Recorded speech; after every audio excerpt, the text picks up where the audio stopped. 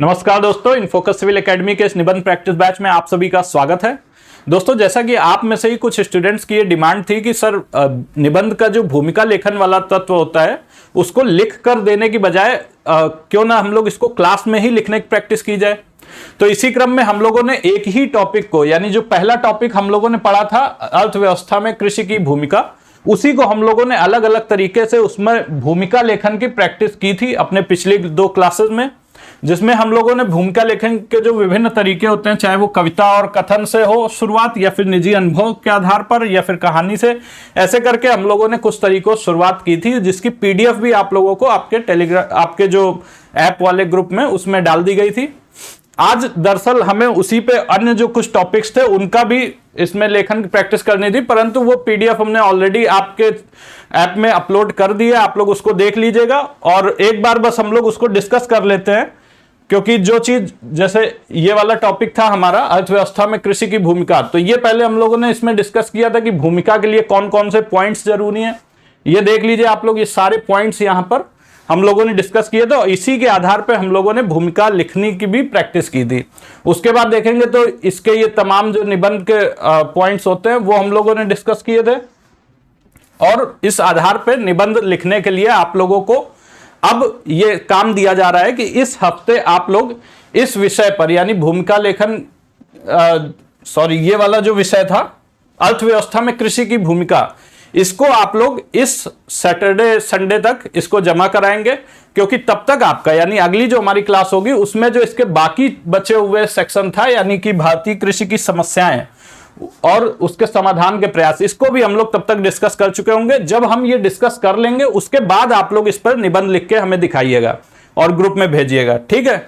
और बाकी इस पे हम लोग फिर उसके बाद एक क्लास हम लोग केवल इसी की रख लेंगे, जिसमें हम लोग निबंध का लेखन की प्रैक्टिस करेंगे, यानी क्लास में यही हम आपके सामने ही निबंध वो लिखेंगे, जिससे कि आप लोग ये समझ सके कि यहां पर तो हम लोग आपको तैयार मटेरियल दे रहे हैं, लेकिन वो मटेरियल तैयार कैसे होता है तो वो भी आप लोग जान सके। उससे कई बच्चों का ये फीडबैक आया कि उससे उनको काफी हेल्प मिल रही है। तो चलिए, इसमें हम लोगों ने जो विभिन्न भूमिका लेखन का अभ्यास कर रहे थे, उसमें देखिए कि लगभग 6 से 7 तरीकों पर हम लोग आज विचार करेंगे कि जो अर्थव्यवस्था में कृषि की भूमिका, ये टॉपिक पहले आरओ में भी पूछा जा चुका है, पीसीएस के एग्जाम में पूछा जा चुका है। अमूमन आप देखेंगे तो ये जो किसानी या कृषि से संबंधित निबंध हैं वो हर परीक्षा में लगभग पूछे ही जाते हैं, और उनके अगर टॉपिक्स भी देखेंगे तो काफी कुछ उनमें समानता रहती है। तो ऐसे में उसकी हम लोगों को भूमिका के स्तर पर लगभग बहुत मेहनत करनी है। लगभग हम लोग यहाँ पे कोशिश करेंगे कि जब तक ये आपकी क्लास हो तब तक 100+ भूमिका का आप लोग अभ्यास कर ले, यानी जब आप लोग फाइनल पेपर देने जाए उस समय तक आप लोग 100+ भूमिकाएं लिख चुके हो और 50 से ज्यादा निबंध लिख चुके हो, ये हम इंश्योर करेंगे। तो इस कवायद में देखिए तो सबसे पहला तो इसी टॉपिक पर भूमिका लेखन का जो अभ्यास करना है उसको आज लगभग 6 से 7 जो तरीके हैं, जिनमें से 3-4 तरीके, 4 या 5 तरीके आपको शायद पहले करा भी दिए गए थे पिछली 2 क्लासेस में। आज हम लोग उन्हीं पर बात करेंगे कि ये कैसे, ये भूमिकाएं, उनके उदाहरण, ये जो लिखी हुई हैं इनके उदाहरण को समझेंगे, और इसके बाद अन्य जो तरीके हैं उनको भी यहीं पे डिस्कस कर लेंगे। और फाइनली हम लोग फिर इसके बाद जो है अपना टॉपिक उठाएंगे कृषि क्षेत्र की समस्याएं, जो कि स्वतंत्र रूप से एक बार पूछा गया है, एक या शायद एक से ज्यादा बार भी पूछा गया है कि कृषि क्षेत्र की समस्याओं पर निबंध लिखिए। तो उसको अब हम लोग उठाएंगे इसके अगली क्लास में। आज की क्लास में देखते हैं कि ये जो भूमिका लेखन का अभ्यास है, जो 6-7 तरीके हैं, उनमें एक एक को हम लोग उठा के चलेंगे कि किस जो ये भूमिका है उसमें क्या ऐसा आकर्षक तत्व है, क्यों यह भूमिका खास हो जा रही है, क्यों यह औरों से अलग हो जा रही है।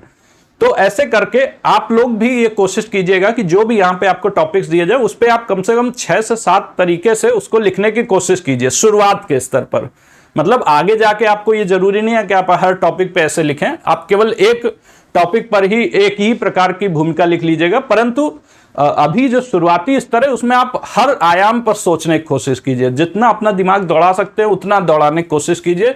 निबंध के लिए, निबंध में वास्तव में कुछ ऐसा पाबंदी नहीं है कि आप केवल कुछ ही दूरी तक सोचे, उसके सभी आयामों पर आप डिस्कशन कर सकते हैं, ठीक है। जितना ज्यादा आयाम उसमें कवर होंगे उतना ही आपका निबंध अच्छा माना जाएगा, ठीक है। तो इसीलिए जो बहुआयामी बिंदुओं की खोज वाला जो टॉपिक था वह भी हम लोगों ने प्रैक्टिस किया था अपने एक टॉपिक पर, इसी टॉपिक पर। तो चलिए पहला जो इसका ये है उदाहरण भूमिका लेखन का, उसको समझते हैं। ये प्राचीन काल से ही भारतीय अर्थव्यवस्था में कृषि की महत्वपूर्ण भूमिका रही है। अब देखिए सबसे सिंपल जो लाइन है, मान लीजिए जो आपका निबंध का टॉपिक था वो क्या था कि अर्थव्यवस्था में कृषि की भूमिका। इस पे जो सबसे सिंपल भूमिका है वो इसी प्रकार की होती है, जिनमें शुरुआत होती है प्राचीन काल से ही भारतीय अर्थव्यवस्था में कृषि की महत्वपूर्ण भूमिका रही है। इसका ये मतलब समझ में आता है कि जो लेखक है, जो लिखने वाला है, उसको और कोई लाइन सूझी ही नहीं, उसने सीधा जो है टॉपिक को ही यहां पर लिख दिया। ये बहुत अच्छा प्रभाव नहीं क्रिएट करेगा।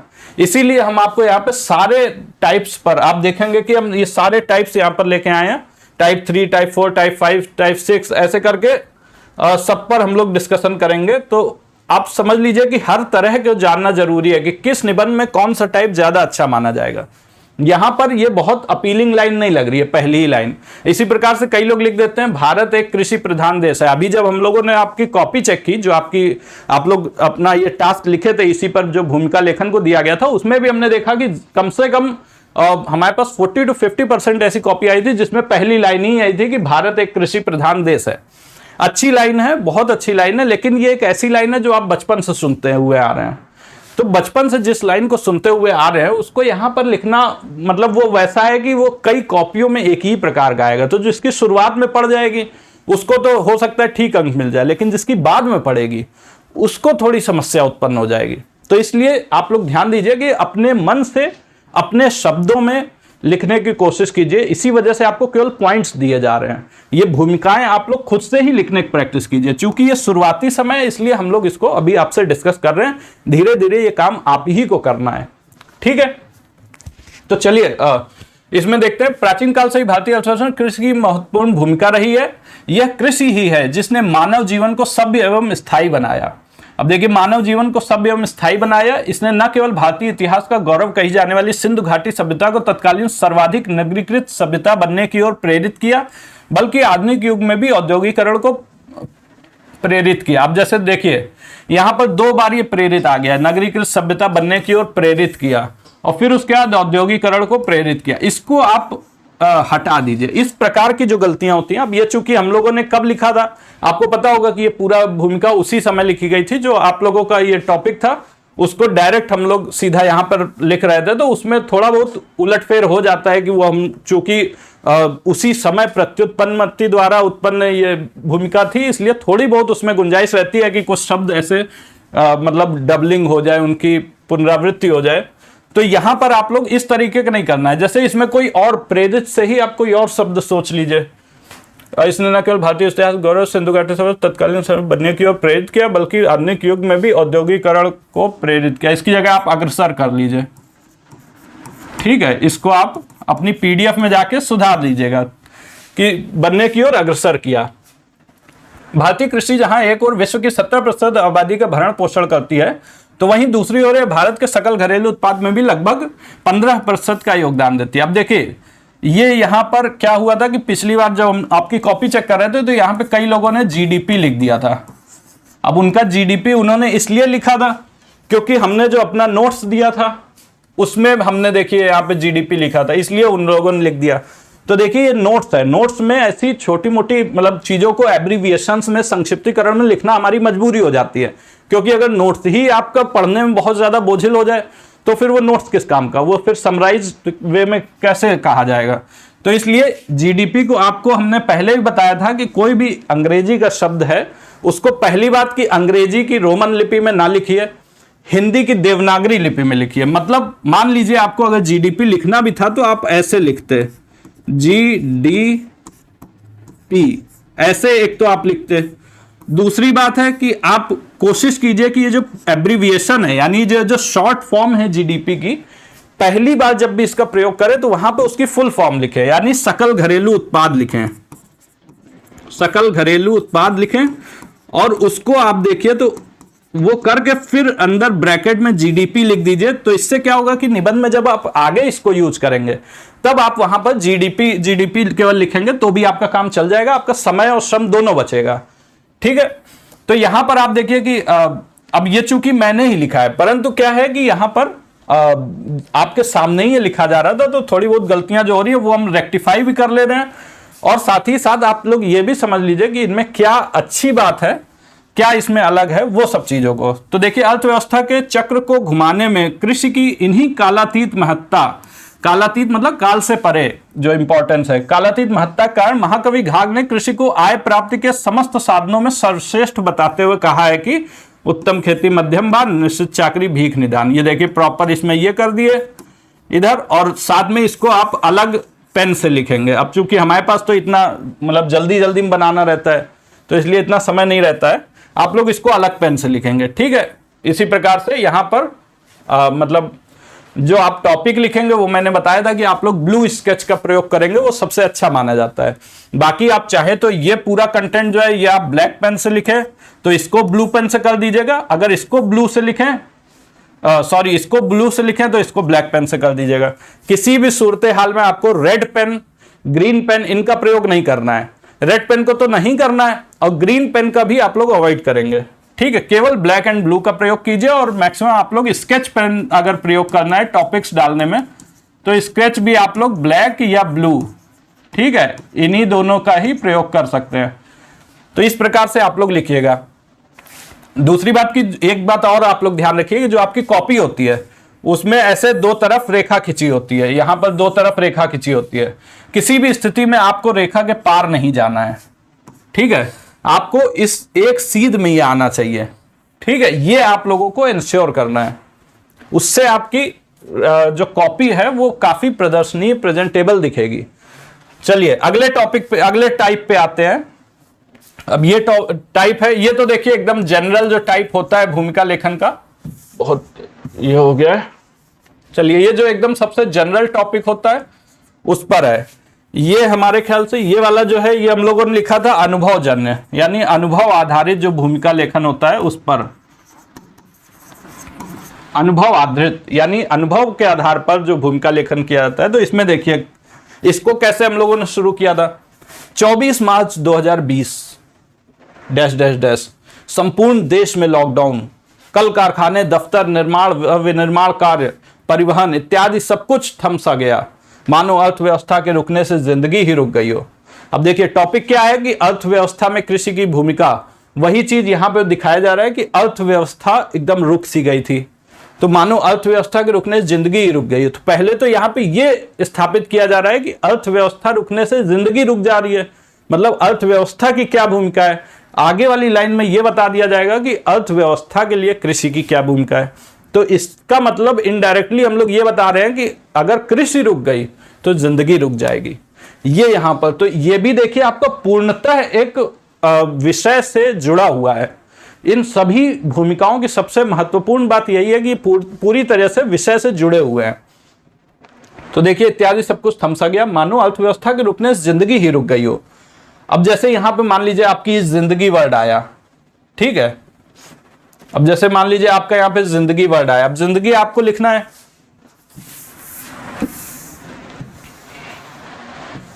अब मान लीजिए यहां पे आपको जिंदगी वर्ड लिखना है, ठीक है। अब एक तो आप ऐसे लिख सकते हैं जिंदगी, ठीक है, जिंदगी आपने लिखा, और एक इसी में आप नुक्ता लगा देंगे। अब यहां पे क्या है कि आप भले ही यहां पर शुरुआत में आप इसको केवल भूमिका के स्तर पे लगाइए, नुक्ता का प्रयोग आप केवल भूमिका और निष्कर्ष के स्तर पे कीजिए। मैं ये नहीं कह रहा, वैसे तो अच्छी बात है कि आप पूरे निबंध में इसको मेंटेन करें, लेकिन अमूमन ज्यादातर लोग ऐसे होते हैं जिनको इसमें बहुत दिक्कत होती है, फिर वो यही पूछते रह जाते हैं अच्छा इसमें लगेगा कि नहीं लगेगा। इतना तनाव मत लीजिए। कुछ एक शब्द हैं जो बहुत मतलब काफी प्रयोग होते हैं, उनको कम से कम भूमिका के स्तर पर लगाने की कोशिश कीजिए। इसी प्रकार से उनको बोलना भी सीख लिए, जिंदगी बोलने के बजाय आप जिंदगी बोलिए, ठीक है। तो इस प्रकार से आप अपनी हैबिट में लाइए ये सब चीजें। तो जैसे यहाँ पे आपने इसमें अगर लिख दिया, केवल भूमिका में लिख दिया, तो उससे क्या होगा कि एग्जामिनर ये मान लेगा कि आपको ये आता है, आपने इसको मतलब पूरे निबंध में लिखा होगा। हो सकता है उसको निबंध में एक दो जगह अगर ना भी दिखे तो भी वो ये एज्यूम करेगा कि नहीं इसको आता तो है पर इसने जल्दबाजी में भूल गया होगा या इस टाइप का कुछ। तो इसलिए अच्छी बात है कि आप लोग यह भी एग्जामिनर को दिखा दें कि हमें हल्के में ना लेना, हमें आता सब है, ठीक है। भले ही आप उसको केवल कुछ ही अपना पेजेस में यूज करें, कुछ ही दूर पे यूज करें, लेकिन आदर्श स्थिति वो है कि आप लोग इसको सीखें। चलिए पढ़ते हैं इसको। 24 मार्च 2020 संपूर्ण देश में लॉकडाउन। कल कारखाने, दफ्तर, निर्माण और निर्माण कार्य, परिवहन इत्यादि सब कुछ थम सा गया, मानो अर्थव्यवस्था के रुकने से जिंदगी ही रुक गई हो। ऐसे में कृषि ही एकमात्र ऐसा साधन बनकर उभरी जिसने वास्तव में न केवल इतनी बड़ी आबादी के भरण पोषण में देश को सक्षम बनाया, बल्कि अर्थव्यवस्था को संकट से उबारने में भी मदद की। यह कृषि ही है जिसने सिंधु घाटी सभ्यता से लेकर आधुनिक काल तक भारत को उत्तरोत्तर नगरीकृत व आधुनिकीकृत बनने की दिशा में गंभीर प्रयास किए। तो देखिए, एक बहुत गठी हुई जो भूमिका कही जाती है, क्योंकि यह पूरी तरह से विषय से रिलेटेड है।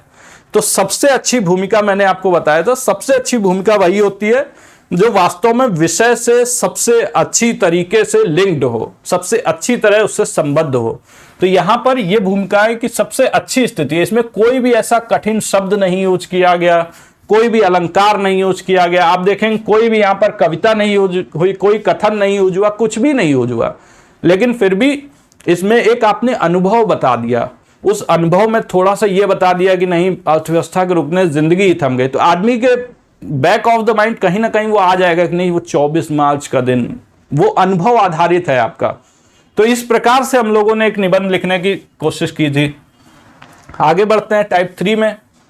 तो ये क्या है, अब देखिए, कई सौ वर्षों की अनवरत अधीनता के पश्चात 15 अगस्त 1947 की मध्य रात्रि को जब भारत देश आजाद हुआ, तब भारत के समक्ष, अब हो सकता है आप लोगों को ये ना पढ़ने में आ रहा हो, तो मैं इसको थोड़ा जूम कर दे रहा हूं, और बाकी इसकी पीडीएफ आप लोगों को डाल दी गई है, तो आप उससे भी मदद ले सकते हैं। तो चलिए,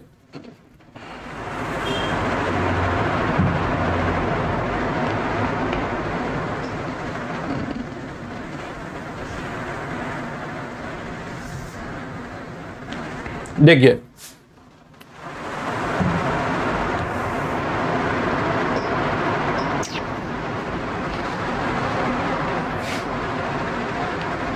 ये देखिए, कई सौ वर्षों की अनवरत अधीनता के पश्चात। अब देखिए, अनवरत अधीनता यहां पर मतलब कुछ ऐसा भी हो सकता था, लगातार गुलामी, ऐसा भी शब्द लिख सकते थे, या लगातार अधीनता भी कर सकते थे। पर चूंकि यहां पे थोड़ा सा ये सुनने में अच्छा लग रहा था, आ की मैचिंग हो जा रही थी, अनुप्रास टाइप का हो जा रहा था, तो इसलिए इस तरह का शब्द रख लिए। ये शब्द क्या है, ये वास्तव में है सिंपल सा शब्द ही, लेकिन ये कहीं ना कहीं एक चमत्कार पैदा कर देते हैं।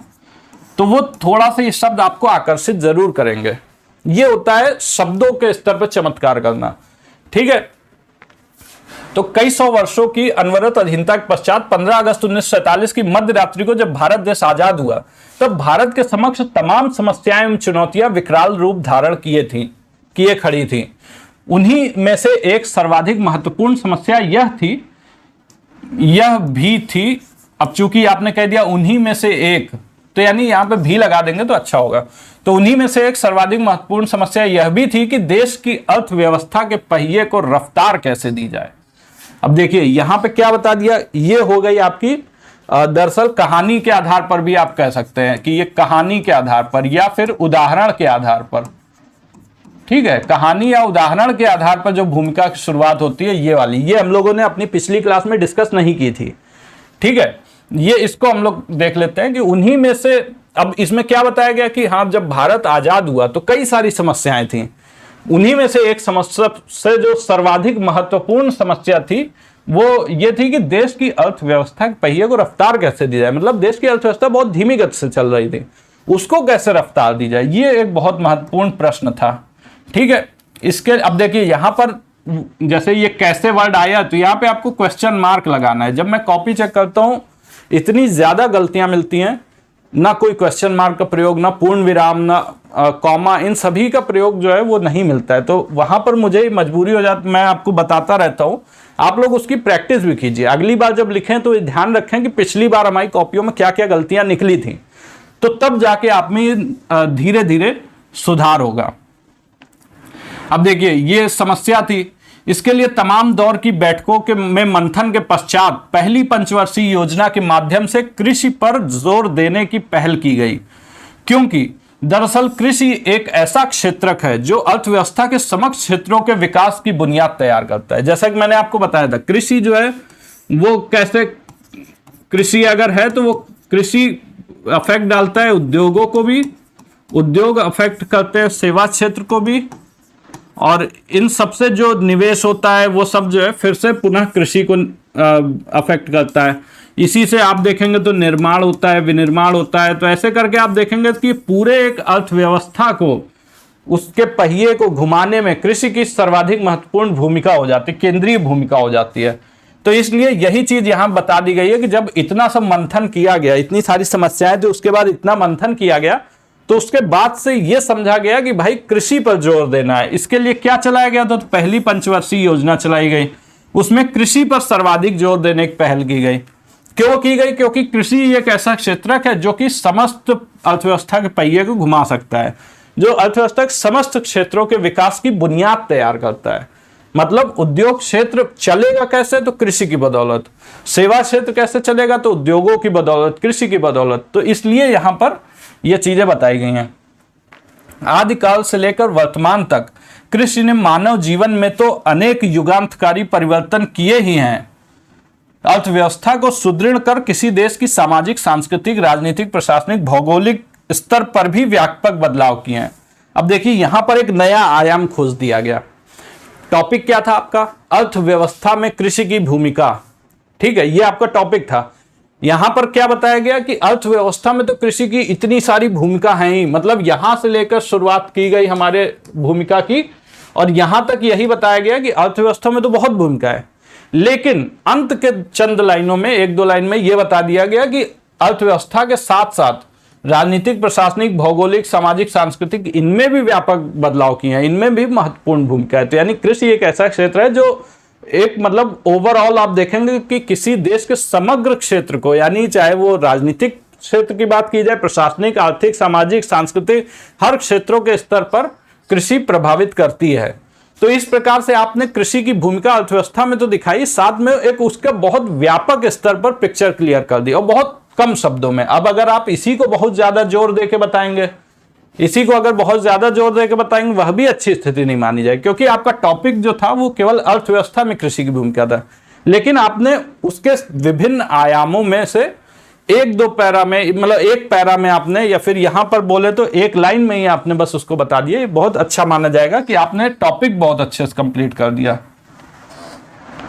तो चलिए उसके बाद देखते हैं अगला जो हमारा है।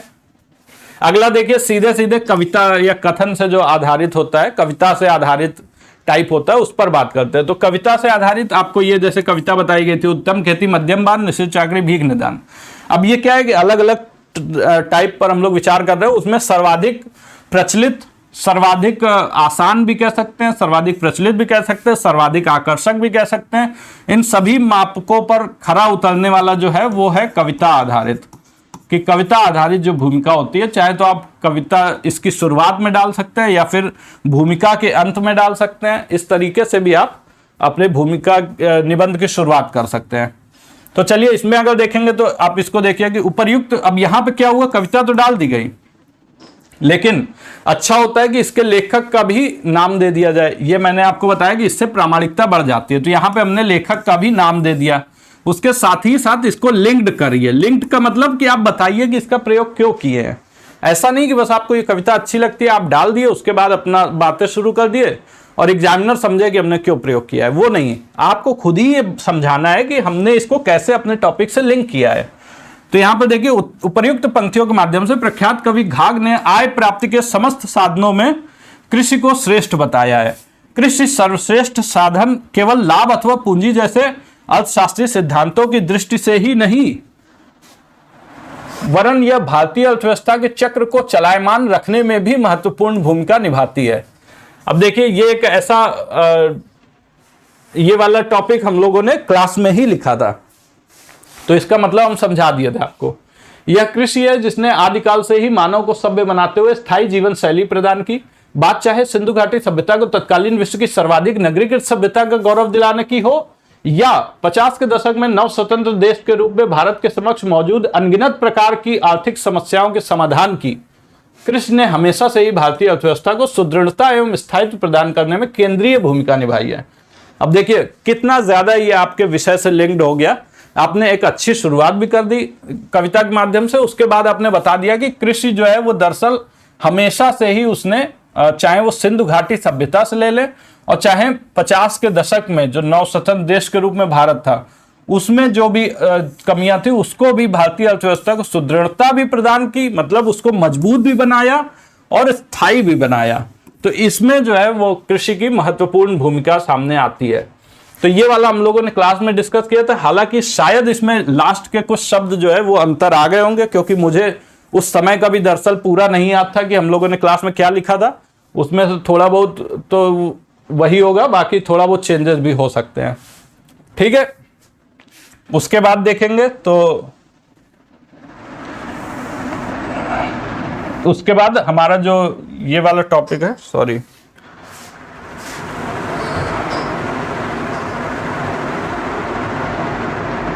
एक ये है प्रकार। इसमें अगर देखेंगे तो क्या है कि कृषि एवं किसान भारतीय, अब देखिए ये वाली भी भूमिका हम लोग देख ही लेते हैं। इसमें क्या है, ये भी शायद उस दिन हम लोग नहीं डिस्कस किए थे।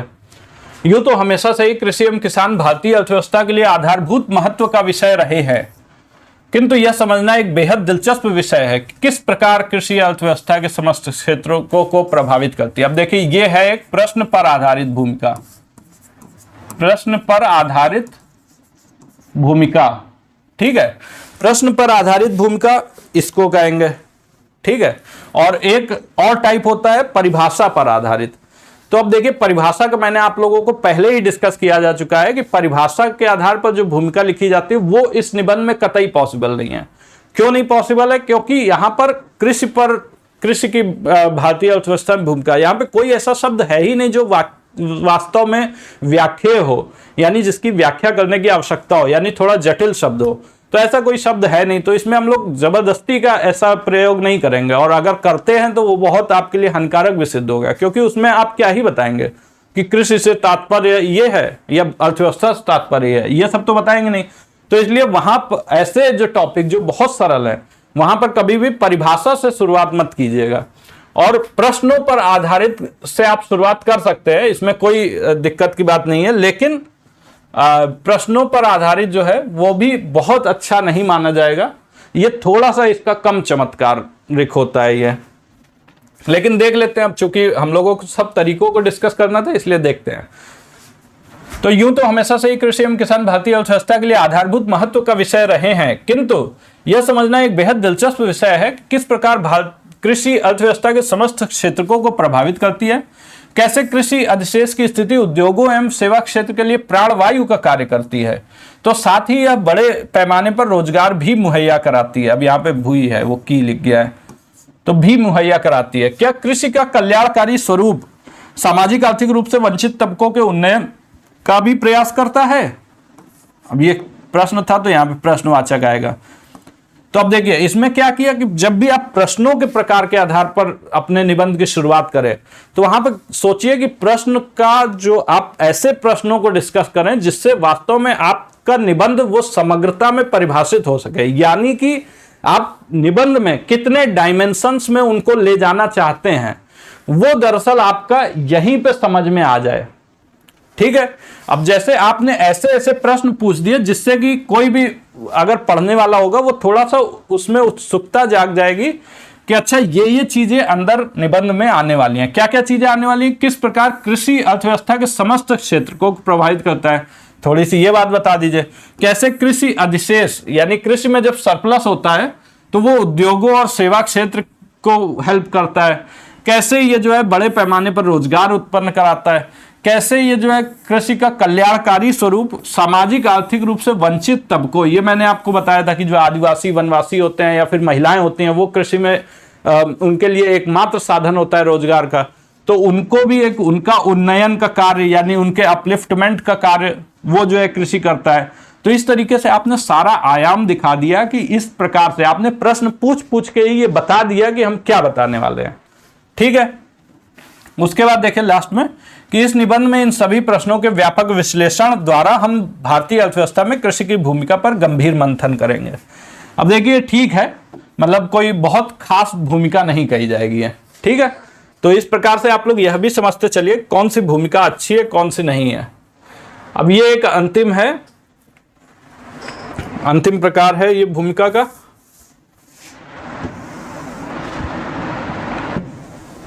इसको भी हम लोग पढ़ लेते हैं, ये क्या है। तो देखिए बात उस समय की है, अच्छा ये आपका उदाहरण वाली भूमिका में आ जाएगा कि जो उदाहरण देने से या फिर घटना आधारित भी कह सकते हैं। इसमें दरअसल ये बताया गया है, अब जैसे आपको कुछ नहीं समझ में आ रहा, आप सोचिए कि कब ऐसा हुआ देश में जब अर्थव्यवस्था में कृषि बहुत इंपॉर्टेंट रोल प्ले किया। एक तो लॉकडाउन के समय में हुआ था, जिसको हम लोगों ने अभी डिस्कस किया कि लॉकडाउन के समय में कृषि ने महत्वपूर्ण रोल प्ले किया। उसके अलावा एक आप देखेंगे तो जो 66 का समय था, दरअसल 1966 का समय, उस समय पे भी बहुत समस्याएं आई थी और उस समय में हरित क्रांति का उद्भव हुआ, जिसके बाद चीजें वहां से सही हुई। तो उनमें अगर आप देखेंगे तो जो इस प्रकार से आप ऐसे एक शुरुआत कर सकते हैं।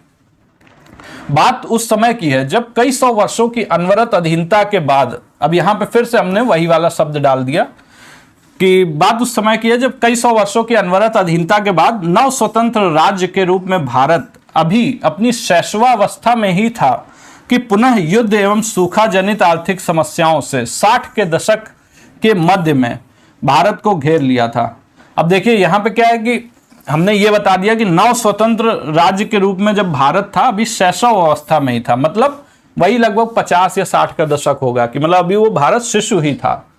तो शिशु की अवस्था में था कि पुनः युद्ध कौन सा, तो 1962 का युद्ध, 1965 का युद्ध, ये दो युद्ध हुए जिससे भारत में गंभीर प्रभाव उत्पन्न हुए। उसी प्रकार सूखा भी पड़ गया था उसी वर्ष। तो ऐसे क्या हुआ कि बहुत ज्यादा एक आर्थिक समस्याएं क्रिएट हो गई थी। और कब हुई थी, तो 60 के दशक के मध्य में, यानी 60 के दशक के मध्य में यानी लगभग 65-66 की बात करें तो उस समय पे तो मध्य में भारत को घेर लिया था इन समस्याओं ने। उसके बाद आगे लिखा है कि अघोषित मंदी की स्थिति एवं भूखमरी अपने चरम पर थी। तो वो एक ऐसा समय था जब अघोषित मंदी एवं भूखमरी की स्थिति अपने चरम पर थी। ऐसे में इन समस्याओं से निजात दिलाने के लिए तत्कालीन प्रधानमंत्री ने कृषि एवं किसानों का सहारा लेकर ही भारतीय अर्थव्यवस्था को पुनः पटरी में लाने की कवायद करते हुए जय जवान जय किसान का उद्घोष किया। अब देखिए यहां पे क्या बताया जा रहा है कि उस समय, अब जब इतनी समस्याएं क्रिएट हो गई थी, उस समय में दरअसल कृषि जो थी हमारी, ये कृषि को ही वहां उस समय में प्रधानमंत्री जो से शास्त्री जी, उन्होंने कृषि, अब यहां पर ऐसा है तो आप प्रधानमंत्री के नाम यूज कर सकते हैं क्योंकि एक तो मरणोपरांत आप उनको आसानी से यूज कर सकते हैं। दूसरी बात कि मतलब वो जो है एक थोड़ा सा पार्टी लाइन से परे कहे जाते हैं, माने जाते हैं शास्त्री जी, तो इसलिए भी आप उनका यूज कर सकते हैं। जैसे फिलहाल आप अटल बिहारी वाजपेयी का भी यूज कर सकते हैं, ठीक है, क्योंकि मरणोपरांत आप उनके नाम को प्रयोग करने में कोई दिक्कत नहीं है। लेकिन कोशिश कीजिए कि इनके नाम के प्रति बहुत ज्यादा विशेषण ना लगाएं कि श्री 108 नरेंद्र मोदी, इस टाइप से ना कीजिए। आप केवल मतलब जो आपको बात बतानी वही बताइए। करंट प्राइम मिनिस्टर का नाम कोशिश कीजिए कि ना लेना पड़े, ठीक है, ऐसा कोशिश कीजिए। अगर कहीं लेना भी पड़े तो केवल ये कर दीजिए कि वर्तमान प्रधानमंत्री, बस।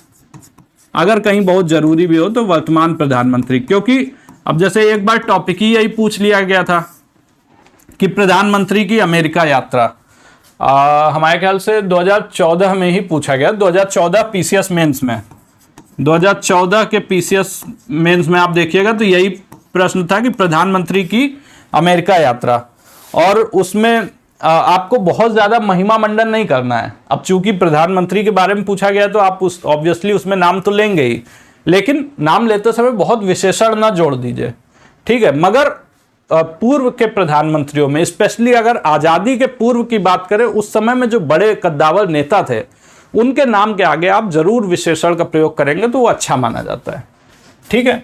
तो यहां पर खैर हमने इसको हटा ही दिया, इन सभी अटकलों पर विराम लगाते हुए हमने कुछ नहीं लिखा, केवल तत्कालीन प्रधानमंत्री लिख दिया कि तत्कालीन प्रधानमंत्री ने कृषि एवं किसानों का सहारा लेकर ही भारतीय अर्थव्यवस्था को पुनः पटरी पर लाना, यानी कृषि के माध्यम से ही उन्होंने अर्थव्यवस्था को दोबारा से सुचारू रूप से चलाने के लिए उन्होंने एक नारा दिया था, जय जवान जय किसान। क्योंकि उस समय सूखा की स्थिति थी तो इसलिए जय किसान, और युद्ध की स्थिति थी इसलिए जय जवान।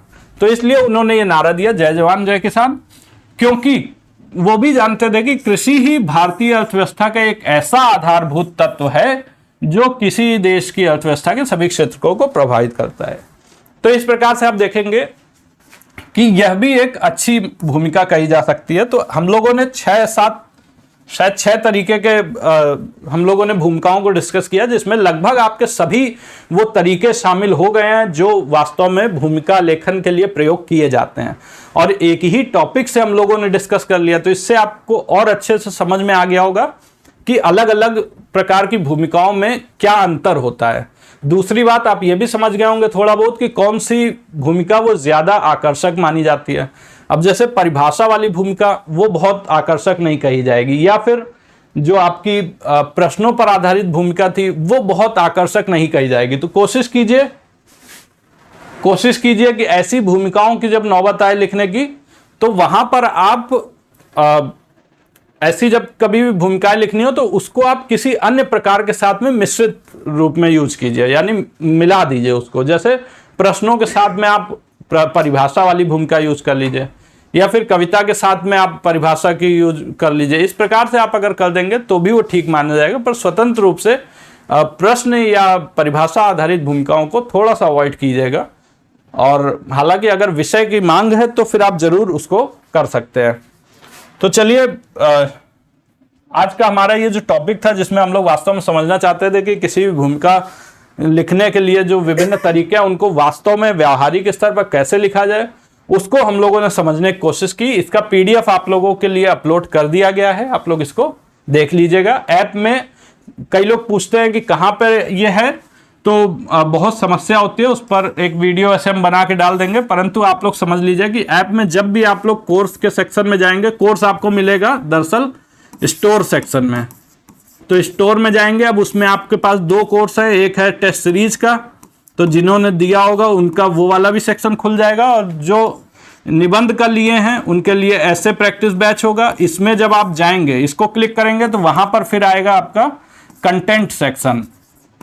सबसे पहले आता है ओवरव्यू सेक्शन। ओवरव्यू में आपको कुछ नहीं मिलेगा क्योंकि वहां पे तो आप एडमिशन ले ही चुके हैं। कंटेंट सेक्शन में जाएंगे, वहां पर आप लोग को ये वीडियो भी मिल जाएंगे और PDF भी मिल जाएगी। ठीक है, तो वहां से आप लोग इसको देख सकते हैं। तो चलिए, आज की क्लास को यहीं पे एंड करते हैं। बहुत बहुत धन्यवाद, नमस्कार।